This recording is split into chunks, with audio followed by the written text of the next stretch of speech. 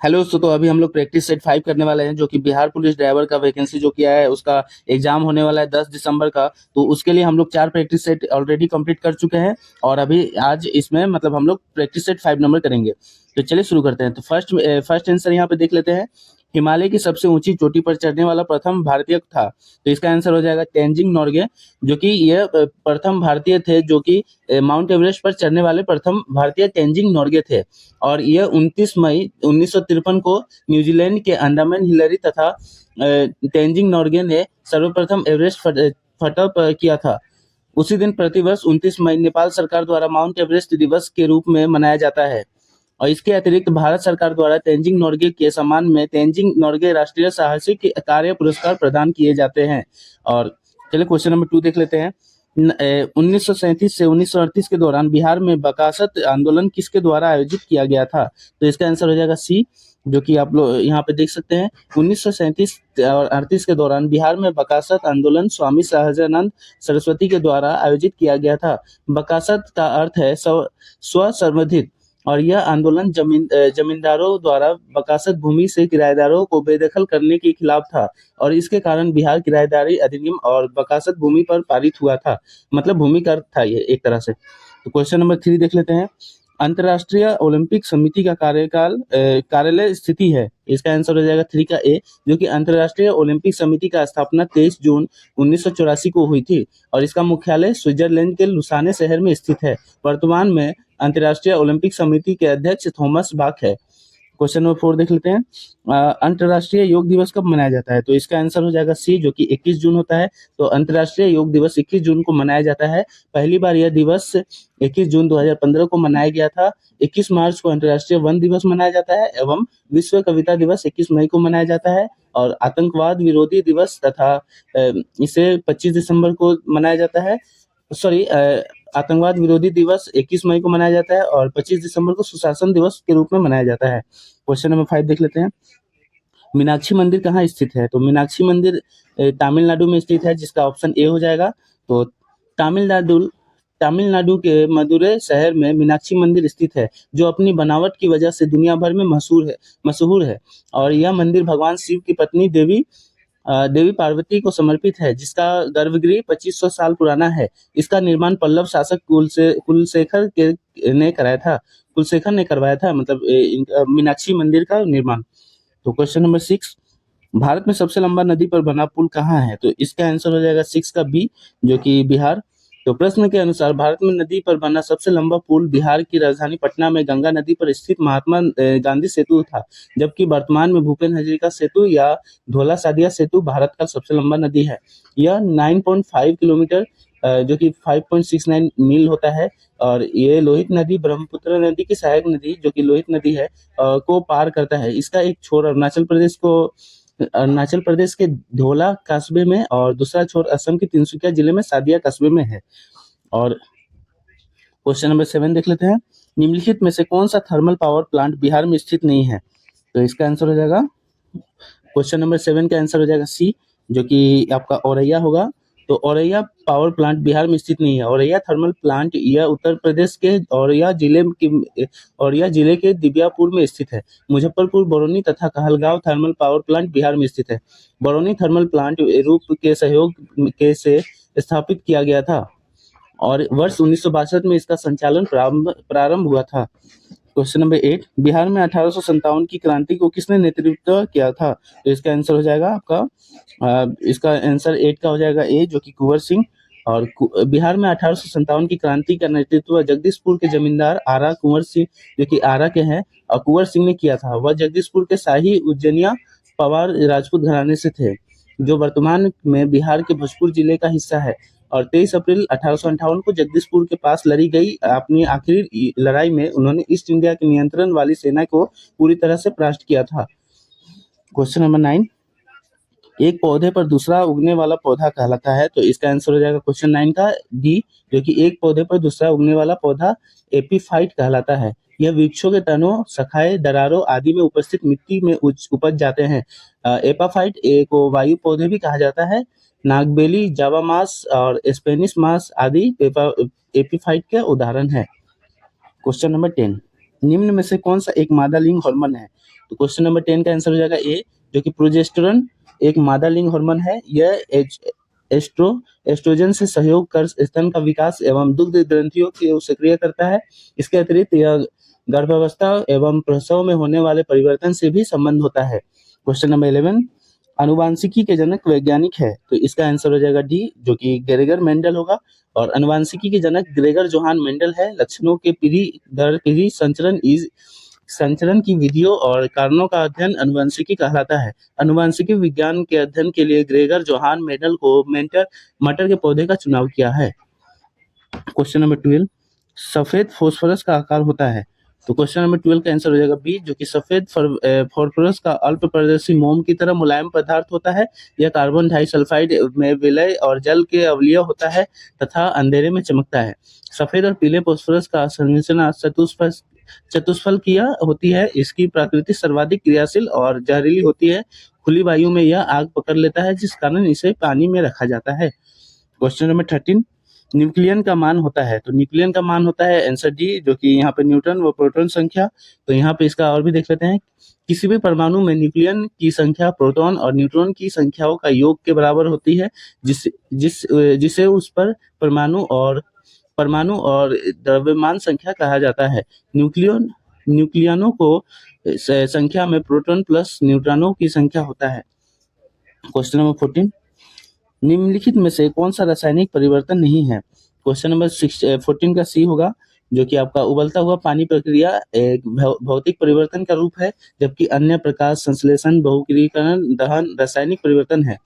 जिस परिवर्तन में पदार्थ की वास्तविक पहचान तथा मूल स्वरूप में कोई बदलाव नहीं होता, बल्कि पदार्थ के अवस्था और या आकार में बदलाव ही होता है, उसे भौतिक परिवर्तन कहते हैं।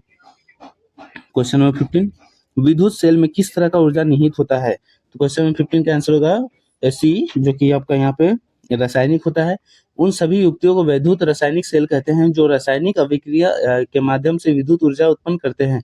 एक वैद्युत सेल में रासायनिक ऊर्जा निहित होती है। वैद्युत सेल रासायनिक ऊर्जा को विद्युत ऊर्जा में परिवर्तित करते हैं। कई वैद्युत सेलों का एक रेनी क्रम या समांतर क्रम को जोड़ने पर बैटरी बनती है। क्वेश्चन नंबर 16 देख लेते हैं। किस तापक्रम पर सेल्सियस या फ़ारेनहाइट का मान समान होती है? तो इसका आंसर हो जाएगा 273 शायद, जो कि आंसर सी हो जाएगा इसका, जो कि -40 डिग्री सेल्सियस पर। और -40 डिग्री सेल्सियस पर सेल्सियस एवं फ़ारेनहाइट का मान समान होते हैं माना। जैसे कि मान लीजिए C = F = X है, इसलिए x होता है x - 32 डिग्री और इंटू 5/9 होता है, तो या 9x = 5x - 160, तो इसका मतलब आंसर हो जाएगा 40। क्वेश्चन नंबर 17, बस के अचानक मुड़ने पर बस में खड़ा यात्री बाहर की ओर गिर पड़ता है, इसका प्रमुख कारण है? तो इसका आंसर हो जाएगा बी, जो कि आपका यहाँ पे गति का जड़त्व का नियम होता है, जो कि न्यूटन का 3 नियम था, उसमें से आपका यहाँ पे गति का जड़त्व नियम होता है, जिसे लॉ ऑफ इनर्शिया भी कहते हैं। तो इसका आंसर हो जाएगा आपका बी, किसी वस्तु का वह गुण जिसके कारण वह अपनी गत्यावस्था में परिवर्तन के कारण असमर्थ होती है, वस्तु का यह गुण गति का जड़त्व कहलाता है। उदाहरण, बस के अचानक मुड़ने पर बस में खड़ा यात्री बाहर की ओर गिर पड़ता है, और या तो चलते वाहन में अचानक ब्रेक लगने पर उसमें बैठा यात्री आगे की ओर गिर पड़ता है। तो ये सब मतलब ये आपका यहाँ पे लॉ ऑफ इनर्शिया का उदाहरण है। क्वेश्चन नंबर 18, वायुदाब को मापने वाला यंत्र कहलाता है? तो इसका आंसर हो जाएगा 18 का ए, जो कि बैरोमीटर होता है, बैरोमीटर। तो इसका वायुदाब नापने के लिए आपका बैरोमीटर का प्रयोग किया जाता है, जबकि आर्द्र व शुष्क बल्ब तापमानी का संक्षेपित आर्द्रता अधिकतम एवं न्यूनतम तापमानी से तापमान एवं वायुवेग को मापने के लिए एनीमोमीटर का प्रयोग किया जाता है। क्वेश्चन नंबर 19, मिशन इंद्रधनुष कहाँ आरंभ किया गया? तो इसका 19 का आंसर हो जाएगा सी, जो कि प्रधानमंत्री नरेंद्र मोदी ने सघन मिशन इंद्रधनुष अभियान की शुरुआत 8 अक्टूबर 2017 को वडनगर गुजरात से की थी। इस मिशन के माध्यम से सरकार का लक्ष्य 2 वर्ष से कम आयु के प्रत्येक बच्चे और गर्भवती महिलाओं को टीकाकरण कार्यक्रम के तहत जोड़ना था। क्वेश्चन नंबर 20, अल्प बेरोजगारी तब होती है जब लोग, तो इसका आंसर हो जाएगा आपका सी, जो कि आपका यहाँ पे देखिए अपनी क्षमता से कम काम करते हैं। तो इसका और भी जैसे अल्प बेरोजगारी तब होती है जब लोग अपनी क्षमता से कम काम करते हैं। कभी एक व्यक्ति किसी आर्थिक गतिविधि में संलग्न तो है, परंतु वह उसे उसकी योग्यता और प्रयास के अनुसार पूर्ण रोजगार नहीं दे पाती। इस प्रकार यह एक ऐसी स्थिति है जिसमें कोई व्यक्ति रोजगार युक्त होता है, लेकिन इच्छित क्षमता के अनुरूप नहीं। अतः बेरोजगार न होते हुए भी अल्प बेरोजगारी प्राय उपलब्ध रोजगार के लिए भी प्रतियोगिता करता है। तो क्वेश्चन नंबर 21 देख लेते हैं। किस वर्ष राष्ट्रीय जनसंख्या नीति जो कि एनपीपी और लागू की गई? इसका आंसर हो जाएगा ए, जो कि फरवरी 2000 है। तो जनसंख्या विस्फोट की स्थिति निश्चय ही देश के आर्थिक विकास में बाधक है और इसमें संदेह नहीं है कि इस पर नियंत्रण पाने के लिए एक स्पष्ट एवं प्रभावी जनसंख्या नीति की आवश्यकता है। इसलिए 9वीं पंचवर्षीय योजना की केंद्र सरकार ने 15 फरवरी 2000 को नई जनसंख्या नीति जो कि 2000 की घोषणा में की थी और 1976 में देश की पहली जनसंख्या नीति की घोषणा की गई थी। क्वेश्चन नंबर 22, अवमूल्यन का अर्थ क्या है? तो इसका आंसर हो जाएगा ए, जो कि मुद्रा के मूल्यों में कमी। तो यहाँ पे देखिए अवमूल्यन लचीली विनिमय और दर प्रणाली है। अवमूल्यन करने की किसी देश की मुद्रा को मूल्य घटता है जिससे निर्यात या वृद्धि होती है और इसमें भारतीय मुद्रा का 3 बार अवमूल्यन हुआ था, जो कि 1949, 1966 तथा 1991 में था। क्वेश्चन नंबर 23, भारत में कृष्ण क्रांति किस क्षेत्र से संबंधित है? तो इसका 23 का आंसर हो जाएगा सी, जो कि पेट्रोलियम से संबंधित है। और कृष्ण क्रांति ये सब जो पेट्रोलियम और खनिज तेलों की दिशा में आत्मनिर्भरता बढ़ाने हेतु इसका प्रारंभ किया गया था। इसके लिए इथेनॉल का उत्पादन बढ़ाकर पेट्रोल में इथेनॉल का मिश्रण 10% तक बढ़ाने व बायोडीजल का उत्पादन करने की सरकार का योजना था। और इसी परिप्रेक्ष्य में पेट्रोलियम मंत्रालय ने वर्ष 2004 को बायोट्रेड के रूप में मनाया था। क्वेश्चन नंबर 24, खारिया जनजाति मुख्यतः निवास करती है। तो इसका आंसर हो जाएगा 24 का बी, जो कि झारखंड में होता है। खारिया जनजाति झारखंड राज्य की निवास करती है। खारिया जनजाति भारत की प्रमुख जनजातियों में से एक है। यह मुख्यतः ओडिशा और झारखंड का छोटा नागपुर पठार के इलाके में पाई जाती है। अधिकांश खरिया मुंडा परिवार की दक्षिणी मुंडा भाषा बोलती है, जो स्वयं ऑस्ट्रो एशियाई समूह का हिस्सा होता है। क्वेश्चन नंबर 25 देख लेते हैं। लिग्नाइट इस प्रकार का कोयला है। तो इसका आंसर हो जाएगा 25 का डी, जो कि लिग्नाइट एक निम्न श्रेणी का पत्थर कोयला है। इसका रंग कठई काला या भूरा होता है तथा इसका अपेक्षित घनत्व भी पत्थर कोयला से कम नहीं होता और यह भारत में तमिलनाडु के नवेली नामक स्थान पर पाया जाता है। क्वेश्चन नंबर 26, भारत का एकमात्र राज्य कौन सा है जहां केसर का उत्पादन होता है?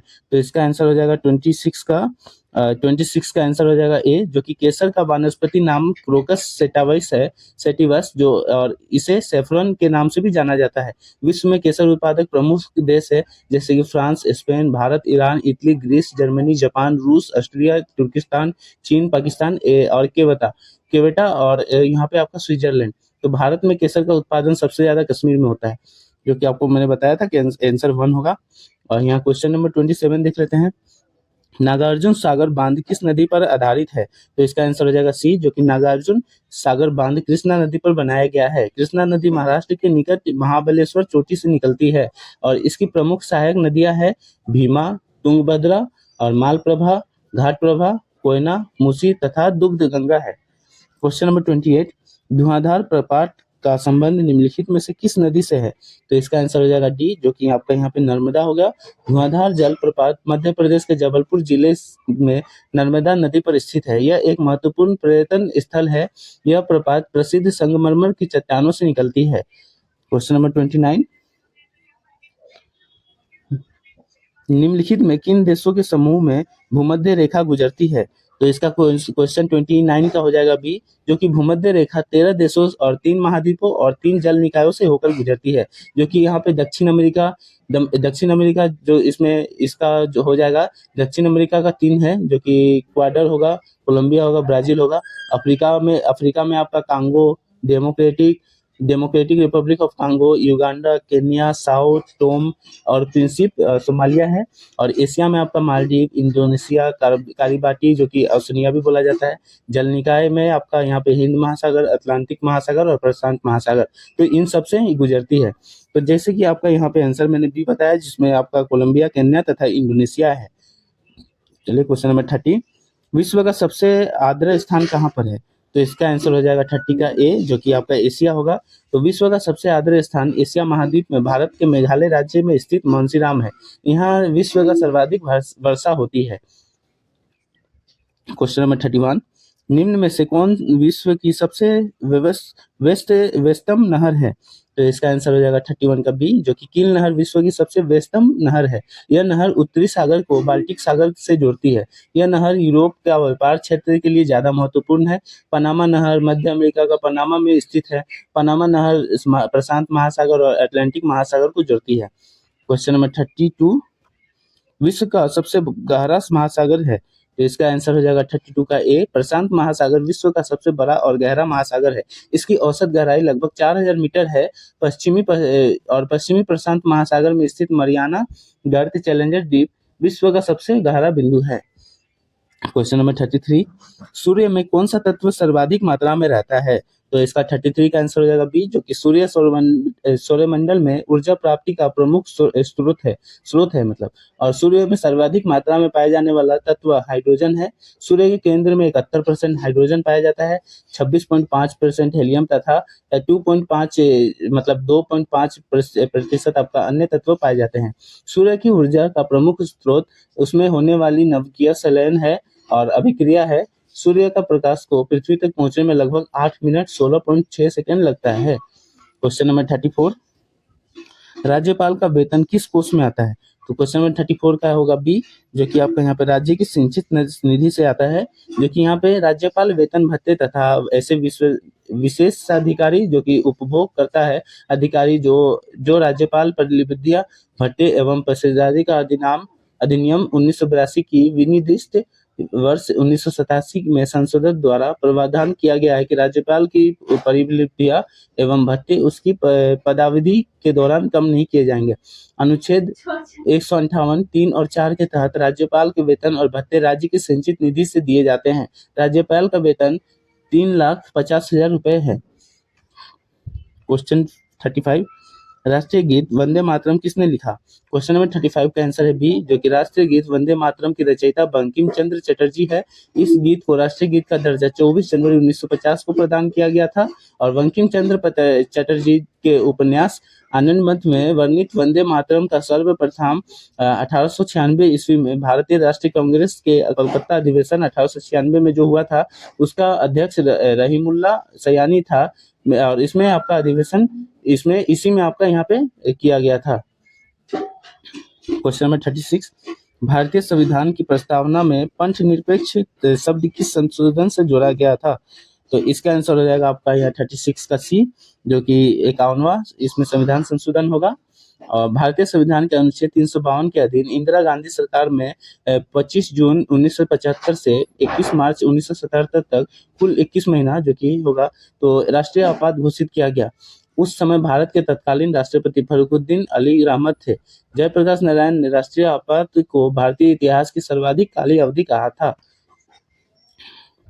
क्वेश्चन नंबर 38, निम्नलिखित में से कौन 29 अगस्त 1947 में गठित प्रारूप समिति का सदस्य नहीं थे? तो इसका 38 का आंसर हो जाएगा बी, जो कि संविधान का मसौदा तैयार करने के लिए 29 अगस्त 1947 को डॉक्टर भीमराव अंबेडकर की अध्यक्षता में एक प्रारूप समिति का गठन किया गया था। इसके अन्य सदस्य निम्नलिखित थे, जैसे कि एन गोपाल स्वामी अयंगर, जो कि BL मित्र, लादी कृष्ण स्वामी अय्यर, DP खेतान, के मुंशी जो कि सैयद मोहम्मद सऊदुल्लाह, उसके बाद में BL मित्र की जगह N माधवराव तथा DP खेतन के जगह T कृष्णामाचारी का सदस्य बनाया गया था और M पन्नीकर राज्य पुनर्गठन आयोग के सदस्य थे। क्वेश्चन नंबर 39, भारत के पहले मुख्य चुनाव आयुक्त कौन थे? तो इसका आंसर हो जाएगा सुकुमार सेन, जो कि बी होगा। तो इसका क्वेश्चन आंसर बी हो जाएगा। भारतीय संविधान के भाग 15 के अंतर्गत अनुच्छेद 324 से अनुच्छेद 329 तक चुनाव आयोग और उसके सदस्यों की शक्तियां, कार्यकाल, पात्रता आदि का उल्लेख है। चुनाव आयोग का स्थापना 25 जनवरी 1950 को संविधान के अनुसार की गई थी। सुकुमार सेन भारत के पहले चुनाव आयुक्त थे, जो कि प्रथम होगा, जिनका कार्यकाल 1950 से 1958 तक था।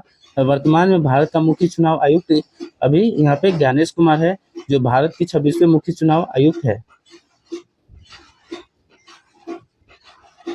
क्वेश्चन नंबर 40 का डी देख लेते हैं। राज्य विधान परिषद की न्यूनतम सदस्य संख्या। जो कि इसका आंसर हो जाएगा डी, जो कि आपका यहाँ पे 40 होगा। राज्य विधान परिषद के न्यूनतम संख्या 40 है। किसी राज्य में विधान परिषद अनुच्छेद 169 के द्वारा संसद द्वारा उन्मूलन या सृजन की जा सकती है। विधान परिषद एक स्थायी सदन है, इसको भंग किया जा सकता है। भारत के 6 राज्यों में विधान परिषद है, जो कि उत्तर प्रदेश होगा, बिहार होगा, महाराष्ट्र होगा, कर्नाटक, आंध्र प्रदेश और तेलंगाना। इन 6 में आपका यहाँ पे एमएलसी जिसको बोलते हैं, मेंबर ऑफ लेजिस्लेटिव काउंसिल, तो इसका विधान परिषद लागू है। क्वेश्चन नंबर 41, विधान परिषद के सदस्य का कार्यकाल है, तो इसका आंसर हो जाएगा बी, जो कि 6 वर्ष होगा और हर एक 2 वर्ष में इसको मतलब चेंज होते रहना है। भारतीय संविधान का अनुच्छेद 171 विधान परिषदों की रचना के बारे में है। इसमें कहा गया है कि किसी राज्य में विधान परिषद के सदस्यों की कुल संख्या उस राज्य की विधानसभा सदस्यों की कुल संख्या की 1/3 से कम न हो और इनके सदस्यों का कार्यकाल 6 वर्ष का होता है। ये एक स्थायी सदन है। इसके 1/3 सदस्य प्रत्येक 2 वर्ष में समाप्ति और अवकाश ग्रहण कर लेते हैं। तो इसका क्वेश्चन नंबर 42, निर्विरोध निर्वाचित होने वाले भारत के प्रथम राष्ट्रपति कौन है? तो इसका क्वेश्चन 42 का आंसर हो जाएगा डी, जो कि निर्विरोध निर्वाचित होने वाला भारत के एकमात्र राष्ट्रपति नीलम संजीव रेड्डी है और ये भारत के 6ठे राष्ट्रपति थे और उनका कार्यकाल 25 जुलाई 1977 से 25 जुलाई 1982 तक चला था। क्वेश्चन नंबर 43 देख लेते हैं। भारतीय संविधान की 8वीं अनुसूची में कितनी भाषाएं शामिल है? तो इसका आंसर हो जाएगा 22, जो कि ए हो जाएगा। तो संविधान के 8वीं अनुसूची में 22 भाषाएं, जो कि इसमें बहुत भाषा है, तो इसमें सब भाषा में बोल देता हूँ आपको, जैसे असमिया, बंगाली, गुजराती, हिंदी, कन्नड़, कश्मीरी, कोंकणी, मलयालम, मणिपुरी, मराठी, नेपाली, उड़िया, पंजाबी, संस्कृत, सिंधु, तमिल, तेलुगु, बोरो, संथाली, मैथिली और डोंगरी है। संविधान में मूल रूप से 14 भाषाएं थी और अन्य 8 को निम्नलिखित संविधान संशोधन द्वारा जोड़ा गया था। जैसे 21वीं संविधान संशोधन 1967 द्वारा सिंधी को जोड़ा गया था। उसके बाद 71वें संविधान संशोधन के द्वारा 1992 को कोंकणी, मणिपुरी, नेपाली जोड़ा गया था और 92वें संविधान संशोधन द्वारा 2003, जो कि 2003 में हुआ था, इसके द्वारा आपका बोरो, डोगरी, मैथिली, संथाली जोड़ा गया था और अभी 2024 में आपका यहाँ पे असमिया भी जोड़ा गया है। और इसको चलिए क्वेश्चन नंबर 44 देखते हैं। क्वेश्चन नंबर 44, पाकिस्तान नाम किसने दिया? तो इसको क्वेश्चन ए हो जाएगा, जो कि मोहम्मद अली जिन्ना होगा। तो इस मोहम्मद अली जिन्ना मांग किया था पाकिस्तान का, इसका आंसर हो जाएगा चौधरी रहमत अली। तो इसका क्वेश्चन नंबर 44 का आंसर हो जाएगा डी, जो कि वर्ष 1933 में कैम्ब्रिज विश्वविद्यालय के मुस्लिम छात्र अल्लामा इकबाल की सेपरेट मुस्लिम नेशन थ्योरी पर काम करके नाउ और नेवर नामक शीर्षक का एक बुकलेट निकाली, जिसमें पाकिस्तान नामक शब्द का इजाद किया गया था। इस बुकलेट का संपादन चौधरी रहमत अली थे। क्वेश्चन नंबर 45 देख लेते हैं। स्वराज मेरा जन्मसिद्ध अधिकार है और मैं इसे लेकर रहूंगा, ये कथन किसका है? तो क्वेश्चन नंबर 45 का आंसर हो जाएगा बी, जो कि आपका यहाँ पे लोकमान्य बाल गंगाधर तिलक होंगे और ये मतलब यह कथन लोकमान्य बाल गंगाधर तिलक से संबंधित है। यह कांग्रेस के उग्रवादी दल के नेता थे। क्वेश्चन नंबर 46, भारतीय राष्ट्रीय कांग्रेस के संस्थापक कौन थे? तो 46 का आंसर हो जाएगा डी, जो कि एओ हुम होगा। तो इसका और भारतीय राष्ट्रीय कांग्रेस की स्थापना ब्रिटिश राज्य में 28 दिसंबर 1885 में हुई थी। इसके प्रमुख संस्थापक एओ ह्यूम है तथा अन्य संस्थापक दिनेश वचा एवं दादा भाई नौरोजी थे। एलन एक्टिवियन हुम, जो कि एओ ह्यूम का फुल फॉर्म है, एलन एक्टिवियन हुम, विलियम वेदरबर्न और डब्ल्यू.सी. बनर्जी, जो कि उमेश चंद्र बनर्जी और सुरेंद्र नाथ बनर्जी, मनमोहन घोष, लालमोहन घोष, बदरुद्दीन तैयब जी एवं एम.जी. रनाडे, फिरोज शाह मेहता इसके संस्थापक सदस्य थे। यह एशिया और अफ्रीका में ब्रिटिश साम्राज्य में उभरने वाला पहला आधुनिक राष्ट्रवादी आंदोलन था। क्वेश्चन नंबर 47, अंग्रेजी सरकार द्वारा किस ईस्वी में सूती वस्त्रों पर आयात कर हटा लिया गया? तो इसका आंसर हो जाएगा बी, जो कि आपका यहाँ पे 1881 होगा। भारतीय सूती वस्त्र उद्योग का वास्तविक विकास 1851 में बॉम्बे स्पिनिंग एवं वीविंग मिल की स्थापना के साथ शुरू हुआ। अंग्रेजी सरकार द्वारा सूती वस्त्रों पर आयात कर 1881 ईस्वी में हटा लिया गया था। ध्यातव्य है कि ये बात है कि इसमें सूती वस्त्र उद्योग की उत्पत्ति आपका यहाँ पे जो कि 1818 में हुई थी। और क्वेश्चन नंबर 48 देख लेते हैं। गोवा पुर्तगालियों से कब मुक्त हुआ? तो क्वेश्चन नंबर 48 का आंसर हो जाएगा ए, जो कि आपका 1961 ईस्वी में, और जो कि 15 अगस्त 1947 को भारत को अंग्रेज से आजादी मिल गई, किंतु गोवा और दमन दीव पर पुर्तगालियों का शासन अभी भी था। अतः इसमें 19 दिसंबर 1961 को सैन्य कार्रवाई द्वारा गोवा एवं दमन दीव को पुर्तगालियों से मुक्त करा लिया गया था। और उपलक्ष्य में प्रतिवर्ष 19 दिसंबर को गोवा मुक्ति दिवस मनाया जाता है, जो कि आपका यहाँ पे 1961 में हुआ था। क्वेश्चन नंबर 49, मुजफ्फरपुर बम कांड में किसको फांसी की सजा दी गई थी? तो क्वेश्चन नंबर 49 का आंसर हो जाएगा बी, जो कि आपका यहाँ पे खुदीराम बोस होगा। तो मुजफ्फरपुर बम कांड की घटना 30 अप्रैल 1908 को हुई थी, और इसे खुदीराम बोस व प्रफुल्ल चाकी ने अंजाम दिया था। इसमें जिलाधिकारी किंग्सफोर्ड की जगह लेडी केनेडी की मृत्यु हो गई थी, और इस अपराध में 17 वर्षीय युवक खुदीराम बोस को 11 अगस्त 1908 को फांसी दे दी गई थी। क्वेश्चन नंबर 50, दीन ए इलाही किसने शुरू किया? तो क्वेश्चन नंबर 50 का आंसर हो जाएगा सी, जो कि दीन ए इलाही मुगल बादशाह अकबर द्वारा 1582 ईस्वी में चलाया गया था। एक धर्म था जिसका मुख्य आधार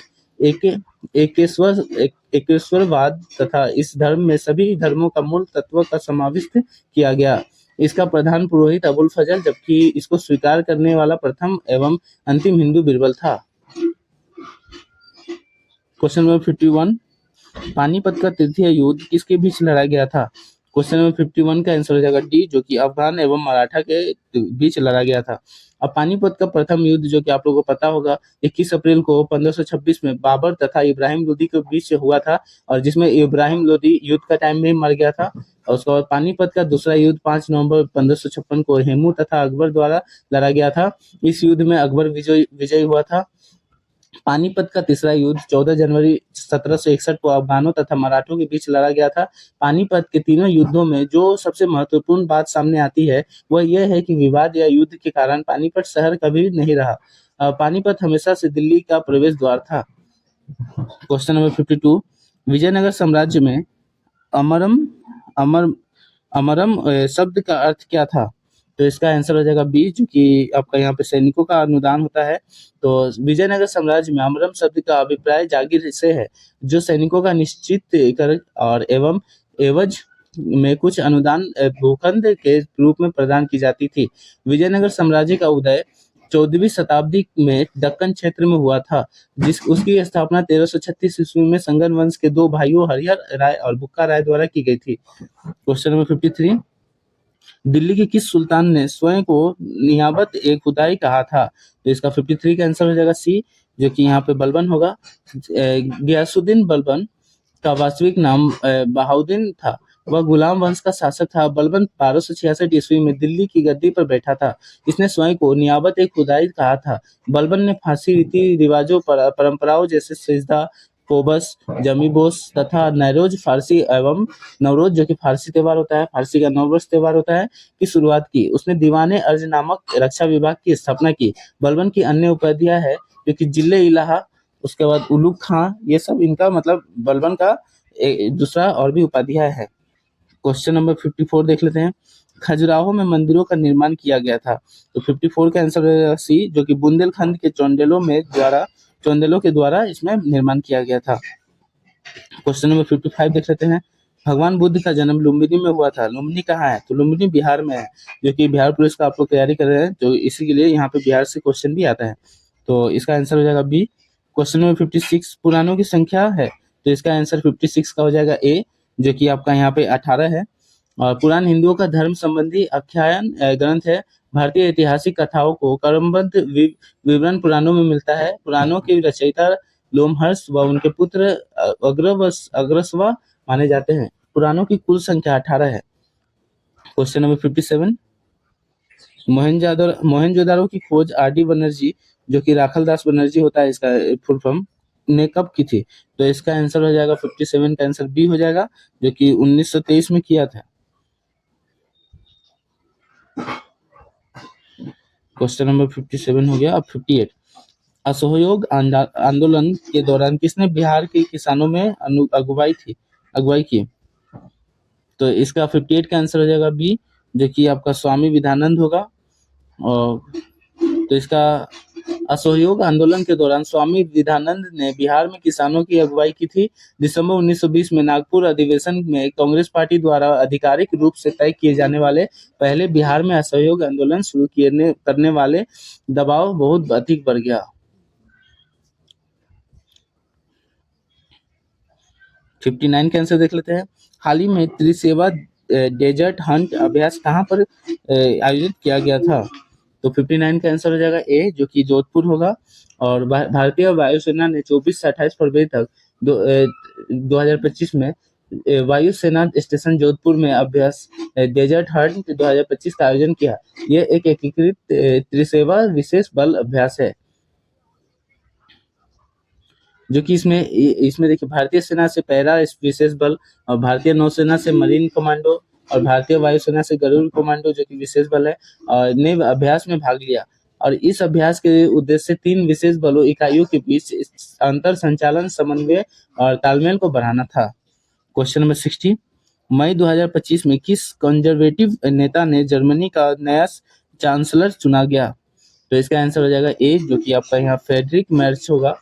और इसमें मई 2025 में जर्मनी के रूढ़िवादी नेता फ्रेडरिक मर्ज को जर्मनी का नया चांसलर चुना गया था। तो यहाँ पे हम लोग का 60 क्वेश्चन कंप्लीट हो चुका है, जो कि जीके जीएस का था। अब हम लोग यहाँ पे मोटर वाहन अधिनियम एवं नियमावली तथा नियम के एवं संकेत के बारे में देखेंगे, जो कि यहाँ पे आपका 61 देख लेते हैं। क्वेश्चन नंबर, सड़क मरम्मत के समय वाहन की रफ्तार कितनी होनी चाहिए? तो इसका आंसर हो जाएगा बी, जो कि 25 किलोमीटर प्रति घंटा होना चाहिए, और इसका आंसर बी होगा। तो क्वेश्चन नंबर 62 देख लेते हैं। वाहन चलाते समय किस बात का ध्यान रखना चाहिए? तो क्वेश्चन नंबर 62 का आंसर हो जाएगा डी, जो कि आप लोग का यहाँ पे सभी उपरोक्त सभी होगा, जो कि road line, road sense, road signal, मतलब सभी को यहाँ पे ध्यान रखना चाहिए। क्वेश्चन नंबर 63 देख लेते हैं। सड़क सुरक्षा दिशा निर्देशों के अनुसार आपको अपनी हेडलाइट कब चालू करनी चाहिए? तो इसका आंसर हो जाएगा 63 का ए, जो कि सूर्यास्त के 30 मिनट बाद आप लोगों को अपना हेडलाइट चालू करनी चाहिए। क्वेश्चन नंबर 64 देख लेते हैं। ट्रैफिक सिग्नल की जलती बुझती लाल बत्ती का अर्थ है? तो इसका 64 का आंसर हो जाएगा ए, जो कि अपनी गाड़ी को पहले रोकिए फिर दाएं बाएं देखकर चलिए। तो 64 का आंसर हो जाएगा ए। क्वेश्चन नंबर 65, जब वाहन स्थिर स्थिति से चलता है तो संचालन का क्रम डैश होता है? तो इसका 65 का आंसर हो जाएगा बी, जो कि यहाँ पे start gear, mirror, signal, move में होता है। तो क्वेश्चन नंबर 66 देख लेते हैं। मोटर गाड़ी अधिनियम के अंतर्गत लोगों को पगड़ीधारी सिखों को छोड़कर मोटरसाइकिल चलाने के लिए अनिवार्य है? तो इसका आंसर हो जाएगा आपका यहाँ पे 66 का आंसर हो जाएगा डी, जो कि यहाँ पे ट्रैक्टर और ट्रक। तो यहाँ पे ट्रैक्टर और ट्रक का आंसर 66 का आंसर हो जाएगा डी। और क्वेश्चन नंबर 67 देखते हैं। मोटर वाहन अधिनियम की धारा 131 चालक के निम्न में से किन कर्तव्यों का निर्धारण करती है? तो इसका आंसर 67 का आंसर हो जाएगा यहाँ पे डी, जो कि आपका सुरक्षा रहित रेलवे क्रॉसिंग पर सावधानियां के संबंध में। क्वेश्चन नंबर 68 देख लेते हैं। यदि कोई व्यक्ति अपना निवास स्थान बदलता है तो उसे कितने दिनों के भीतर नए पते की पंजीकरण प्रमाण पत्र में दर्ज करवाने के लिए आवेदन करना होगा? तो इसका आंसर हो जाएगा 68 का भी, जो कि 30 दिन के अंदर आपको इन्फॉर्म करना होगा। क्वेश्चन नंबर 69 का आंसर, क्वेश्चन, इस नियमावली के अनुसार अपीलीय प्राधिकारी, जो कि अपीलेट अथॉरिटी कौन है, जो लाइसेंसिंग पदाधिकारी को आदेशों को खिलाफ अपील सुनाता है? तो क्वेश्चन नंबर 69 का आंसर हो जाएगा सी, जो कि यहाँ पे जिला मजिस्ट्रेट होगा। क्वेश्चन नंबर 70, किसी वाहन के मालिक की मृत्यु हो जाने पर वाहन का कब्जा रखने वाला व्यक्ति को कितने समय के भीतर पंजीकरण प्राधिकारी को सूचित करना होता है? तो इस 70 का आंसर हो जाएगा आपका ए, जो कि 30 दिन के अंदर आपको सूचना देना पड़ता है। क्वेश्चन नंबर 71, इलेक्ट्रिक वाहनों, जो कि इलेक्ट्रिक व्हीकल्स के लिए किस रंग की नंबर प्लेट का उपयोग किया जाता है? तो क्वेश्चन नंबर 71 का आंसर हो जाएगा सी, जो कि हरी प्लेट पर सफेद अक्षर। क्वेश्चन नंबर 72 देख लेते हैं। सीएमवीआर के नियम 115 के 2 के अनुसार प्रत्येक मोटर वाहन को एक वैध डैश प्रमाण पत्र का साथ रखना आवश्यक है? तो इसका आंसर हो जाएगा 72 का सी, जो कि आपका यहाँ पे प्रदूषण नियंत्रण, जो कि पोल्यूशन अंडर कंट्रोल होता है, पीयूसी, तो इसको रखना अनिवार्य है। क्वेश्चन नंबर 73 देख लेते हैं। नियम 138 के 3 के अनुसार कार में बैठे किन व्यक्तियों के लिए सीट बेल्ट पहनना अनिवार्य है? तो इसका आंसर हो जाएगा 73 का सी, जो कि कार में बैठे सभी यात्रियों के लिए आपका यहाँ सीट बेल्ट लगाना अनिवार्य है। क्वेश्चन नंबर 74 देख लेते हैं। मोटर वाहन अधिनियम के तहत जारी लर्नर के लाइसेंस की अधिकतम वैधता अवधि क्या है? तो इसका आंसर हो जाएगा सी, जो कि 6 महीने होते हैं। क्वेश्चन नंबर 75 देख लेते हैं। खतरनाक तरीके से गाड़ी चलाने जो कि डेंजरस ड्राइविंग के लिए मोटर वाहन अधिनियम 1988 की कौन सी धारा प्रावधान करती है? तो इसका आंसर हो जाएगा 75 का बी, जो कि आपका धारा 184 इसमें इसमें करती है, मतलब इसके अनुसार आपको दंडित किया जा सकता है। क्वेश्चन नंबर 76 के तहत आप क्वेश्चन नंबर 76 देख लेते हैं। यदि कोई व्यक्ति शराब या ड्रग्स का प्रभाव में गाड़ी चलाते हुए पकड़ा जाता है तो मोटर वाहन अधिनियम 1988 की किस धारा के तहत उस पर जुर्माना लगाया जाएगा? तो 76 का आंसर हो जाएगा डी, जो कि धारा 185 के तहत आप लोगों को जुर्माना लगाया जाएगा। और क्वेश्चन नंबर 77, नवीनतम संशोधन वाहन अधिनियम 2019 कब से लागू हुआ है? तो इसका आंसर हो जाएगा 77 का सी, जो कि 1 सितंबर 2019 से लागू हुआ है। क्वेश्चन नंबर 78, मोटर वाहन अधिनियम 1988 के अनुसार भारी यात्री मोटर वाहन का न्यूनतम वजन कितना होना चाहिए? तो इसका आंसर 78 का आंसर हो जाएगा आपका सी, जो कि 12,000 किलोग्राम होना चाहिए। और क्वेश्चन नंबर 79, वाहन चलाते समय मोबाइल फोन का प्रयोग किया जा सकता है? तो इसका आंसर हो जाएगा आपका, यहाँ पे ऑप्शन देख लीजिए, तो इसका आंसर हो जाएगा सी। तो यहाँ पे आपका मतलब नहीं चला सकते, गाड़ी चलाते समय आप मोबाइल फोन का प्रयोग नहीं कर सकते, जो कि वर्जित है। और क्वेश्चन नंबर 80, प्रेशर हॉर्न का प्रयोग, तो इसका 80 का आंसर हो जाएगा आपका डी, जो कि गैर कानूनी है। तो अभी हम लोग यहाँ पे 80 क्वेश्चन कंप्लीट कर चुके हैं, जो कि आपको अभी 20 क्वेश्चन और देखना है, जो कि वाहनों के पार्ट पुर्जे, लुब्रिकेटिंग एवं रख रखाव से संबंधित है। तो चलिए 81 शुरू करते हैं। तो पेट्रोल के कैलोरीफिक मान क्या होता है? तो इसका ऑप्शन है A, option B, option C, option D. तो इसका आंसर हो जाएगा सी, जो कि 45.8 mj के पर केजी होता है। क्वेश्चन नंबर 82, वास्तविक रूप में वाहन का अगला भार किस पर पड़ता है? तो इसका आंसर हो जाएगा 82 का आंसर होगा ए, जो कि वास्तविक रूप में वाहन का अगला भार एक्सल बीम पर पड़ता है। क्वेश्चन नंबर 83 देख लेते हैं। व्हील में स्पोक्स का क्या अर्थ है? तो 83 का आंसर हो जाएगा ए, जो कि व्हील में स्पोक का कार्य रिम को उचित गोलाई प्रदान करना है, जब और हब में स्पोक फंसाकर उन्हें रिम के साथ वेल्ड कर दिया जाता है। समय समय पर इन्हें समायोजित करने की अवस्था में जानी चाहिए, मतलब की जानी चाहिए। क्वेश्चन नंबर 84, एक वाहन में डिफरेंशियल का क्या भूमिका होती है? तो क्वेश्चन नंबर 84 का आंसर हो जाएगा ए, एक वाहन में डिफरेंशियल पावर की सही कोण में प्रेषित करना है, और डिफरेंशियल का कार्य इंजन का एक्सल तक शक्ति संचालित करना होता है, जो पहियों को चलाता है और पहियों को एक दूसरे से अलग गति पर चलने को अनुमति देता है। क्वेश्चन नंबर 85, किस प्रकार का क्लच शोर रहित होता है? तो क्वेश्चन नंबर 85 का आंसर हो जाएगा बी, जो कि इसमें आपका डायफ्राम स्प्रिंग प्लेट क्लच शोर रहित होता है। और डायफ्राम टाइप क्लच सिस्टम में स्प्रिंग टाइप क्लच में इस्तेमाल होने वाला क्लच स्प्रिंग को एक विशेष डायफ्राम टाइप का स्प्रिंग से बदल दिया जाता है। Question number 86, EFI management system का क्या लाभ है? तो क्वेश्चन नंबर 86 का आंसर हो जाएगा सी, जो कि ईएफआई इंजन मैनेजमेंट सिस्टम का लाभ बेहतर स्टार्टिंग और एक्सीलरेशन है। तो ईएफआई का फुल फॉर्म होता है इलेक्ट्रॉनिक फ्यूल इंजेक्शन, और इलेक्ट्रॉनिक ईंधन इंजेक्शन एक कार्बोरेटर की आवश्यकता को रिप्लेस करती है, जो हवा और ईंधन को मिलाता है। ईएफआई इलेक्ट्रॉनिक नियंत्रणों का उपयोग करके इंजन के मोनोफेल्ड या सिलेंडर में सीधे ईंधन को इंजेक्ट करता है। क्वेश्चन नंबर 87, चार्जिंग सिस्टम में भी पुल्ली का क्या कार्य है? तो चार्जिंग सिस्टम में इसका आंसर हो जाएगा बी, जो कि आपका यहाँ पे अल्टरनेटर रोटेट करना है। तो इसका आंसर है चार्जिंग सिस्टम में भी का कार्य अल्टरनेटर रोटर को रोटेट करना है, जिससे विद्युत शक्ति उत्पन्न होती है। क्वेश्चन नंबर 88 देख लेते हैं। तो क्वेश्चन नंबर 88, छोटे डीजल इंजन में एग्जॉस्ट मैनिफोल्ड को डैश बनी होती है?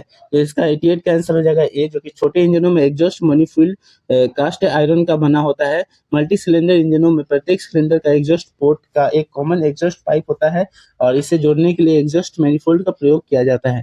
क्वेश्चन नंबर 89, एक इंजन की स्पीड को कंट्रोल करने के लिए प्रयोग करने वाला मैकेनिज्म को कहते हैं? तो क्वेश्चन नंबर 89 का आंसर हो जाएगा बी, एक इंजन की स्पीड को कंट्रोल करने के लिए प्रयोग करने वाले मैकेनिज्म को गवर्नर कहते हैं। गवर्नर एक मैकेनिकल डिवाइस है जो कि इंजन के साथ उपयोग किया जाता है। यह इंजन के ऊपर लोड वेरिएशन के कारण उसके स्पीड को परिवर्तन को बनाए रखते हैं। क्वेश्चन नंबर 90, वाटर सेपरेटर का क्या कार्य होता है? तो क्वेश्चन नंबर 90 का आंसर हो जाएगा बी, जो कि वाटर सेपरेटर का डीजल से पानी अलग करना होता है। क्वेश्चन नंबर 91, सिलेंडर घिसावट निम्न में से कौन सी सही है? तो क्वेश्चन नंबर 91 का आंसर हो जाएगा डी, जो कि आपका यहाँ पे रीबोरिंग होता है। Question number 90 sorry question number 91 का होता है, क्वेश्चन नंबर 91 का यहाँ होता है सिलेंडर घिसावट। फिर से करते हैं, क्वेश्चन नंबर 91, सिलेंडर घिसावट निम्न में से कौन सी सही है? तो इसका आंसर हो जाएगा डी, 91 का डी, जो कि सिलेंडर ग्राइंडिंग में रिबोरिंग कहलाती है, जबकि अन्य तीन टेपरनेस और ओवल्टी तथा वियरनेस आदि सिलेंडर डिफेक्ट होता है। क्वेश्चन नंबर 92, निम्नलिखित में किसके संपर्क में पानी रहता है? तो क्वेश्चन नंबर 92 का आंसर हो जाएगा बी, जो कि वेट लाइनर का संपर्क में पानी रहता है। और क्वेश्चन नंबर 93 देख लेते हैं, सिलेंडर ब्लास्ट में लाइनर फिटिंग किस मशीन से करते हैं? तो क्वेश्चन नंबर 93 का आंसर हो जाएगा ए, जो कि आपका हाइड्रोलिक प्रेस होगा। और सिलेंडर ब्लॉक में लाइनर फिटिंग हाइड्रोलिक प्रेस करते हैं। सिलेंडर ऑपरेंडिया विधि के द्वारा बनाए जाते हैं। लाइनर दो प्रकार के होते हैं, एक ड्राई सिलेंडर लाइनर और एक वेट सिलेंडर लाइनर। ड्राई मतलब सूखा और वेट मतलब भिजा हुआ, मतलब थोड़ा उसमें पानी वानी का संपर्क रहता होगा। क्वेश्चन नंबर 94, इंजन वाल्व निम्न में से किसके द्वारा खोले जाते हैं? तो इसका आंसर हो जाएगा 94 का ए, जो कि इंजन वाल्व क्रैंकशाफ्ट के द्वारा खोले जाते हैं। क्रैंकशाफ्ट इनलेट तथा एग्जॉस्ट वाल्व को खोलता तथा बंद करता है। क्रैंकशाफ्ट पंप या डिस्ट्रीब्यूटर शाफ्ट का चलाता है, क्योंकि इग्निशन टाइमिंग इसी से संबंधित है। एक वाल्व खोलने के लिए एक कैम की आवश्यकता होती है। यदि वाल्वों की संख्या एक से अधिक हो तो एक से अधिक कैम की आवश्यकता होती है। तो क्वेश्चन नंबर 95 यहाँ देख लेते हैं, डीजल का शीघ्र जलने वाला मुख्य आधार है? तो इसका आंसर हो जाएगा 95 का सी, जो कि डीजल के शीघ्र जलने का मुख्य आधार सीटेन नंबर है। सीटेन नंबर जितना अधिक होता है डीजल उतना शीघ्र जलेगा, तथा सीटेन नंबर जितना कम होगा डीजल उतनी कठिनाई से जलेगी। भारत में लगभग 40 से 55 सीटेन नंबर का डीजल का प्रयोग किया जाता है। क्वेश्चन नंबर 96, स्नेहन न करने की दशा में क्या होगा? तो इसका आंसर हो जाएगा 96 का सी, जब कोई मशीन कार्य करती है तो उनके अंगों के बीच अधिक घर्षण प्रतिरोध उत्पन्न होता है, जिससे मशीन को दी गई ऊर्जा का अधिकांश भाग घर्षण को कम करने की खर्च में कम करने में खर्च हो जाती है, और इस कारण स्नेहन करना अति आवश्यक होता है। स्नेहन न करने से घर्षण द्वारा मशीन का अंग शीघ्र ही घिसकर टूटकर कार्य करने योग्य नहीं रह जाता, और स्नेहन न करने के कारण मशीन की पार्ट शीघ्र बदलने के धन का आवश्यक होता है। क्वेश्चन नंबर 97, फैन कहाँ लगा रहता है? क्वेश्चन नंबर 97 का आंसर हो जाएगा सी, जो कि यहाँ पे फैन आपका यहाँ पे रेडिएटर के पीछे लगा होता है। क्वेश्चन नंबर 98 देख लेते हैं, थर्मोस्टेट वाल्व खुलता है? तो इसका 98 का आंसर हो जाएगा ए, जो कि लगभग 80 डिग्री पे खुलता है, जो कि आपका यहाँ पे। क्वेश्चन नंबर 99 देख लेते हैं, कनेक्टिंग रोड का बड़ा सिरा बना होता है? तो इसका 99 का आंसर हो जाएगा बी, कनेक्टिंग रोड का बड़ा सिरा दो टुकड़ों में बना होता है, जो कि कनेक्टिंग रोड के दो सिरे होते हैं, बड़ा सिरा तथा छोटा सिरा। बड़े सिरे को दो टुकड़ों में बनाया जाता है तथा इसे क्रैंक शाफ्ट के क्रैंक पर फीड किया जाता है, तथा छोटे सिरे को गजन पिन की सहायता से पिस्टन में जोड़ा जाता है। क्वेश्चन नंबर 100 देख लेते हैं, सिलेंडर, जो कि ये लास्ट क्वेश्चन है, सिलेंडर मुख्यतः किस धातु के बने होते हैं? तो इसका आंसर हो जाएगा ए, जो कि सिलेंडर ज्यादातर कास्ट आयरन के बने होते हैं। और चलिए यहाँ पे और भी जो कि पार्ट है वो देख लेते हैं, और उसका मटेरियल भी, कौन सा मटेरियल यूज होता है वो भी देख लेते हैं। क्योंकि सिलेंडर ब्लॉक आपका यहाँ पे ग्रे कास्ट आयरन और एल्यूमिनियम एलॉय से बना होता है। सिलेंडर लाइनर आपका क्रोमियम आयरन का बना होता है। पिस्टन आपका यहाँ एल्यूमिनियम एलॉय और कास्ट आयरन का बना होता है। कनेक्टिंग रोड आपका फोर्ज स्टील का बना होता है। क्रैंकशाफ्ट आपका एलॉय स्टील का बना रहता है, और गजन पिन आपका एलॉय स्टील का बना होता है। तो आशा करता हूँ आपको यहाँ पे फिफ्थ प्रैक्टिस सेट समझ में आ गया होगा, और हम लोग 5वां प्रैक्टिस सेट तक पहुंच चुके हैं, जो कि लगभग 500 क्वेश्चन हम लोग कर चुके हैं। और ये हर एक वीडियो आपका 40 से 50 मिनट का अंदर ही रहता है। तो आशा करता हूँ आपको ये वीडियो पसंद आया होगा। पसंद आया तो वीडियो को लाइक करें, चैनल को सब्सक्राइब करें। फिर मिलते हैं अगली वीडियो में। जय हिंद।